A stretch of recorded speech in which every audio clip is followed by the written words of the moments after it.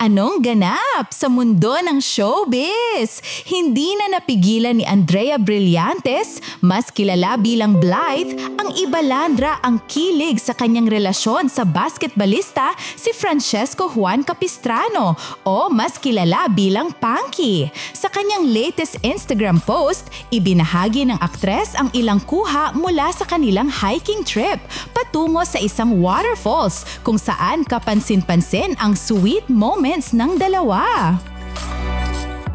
Sa isa sa mga larawan, makikitang magkatabi sina Blythe at Panky habang nakatalikod, nakaharap sa rumaragasang talon. Tila isang stolen moment para sa kanilang alone time at tahimik na pag-enjoy sa kalikasan. Kahit mukhang candid ang kuha, isinama mismo ito ni Andrea sa kanyang photo gallery. Patunay na wala na siyang pakialam kung ipakita sa publiko ang kanilang lambingan.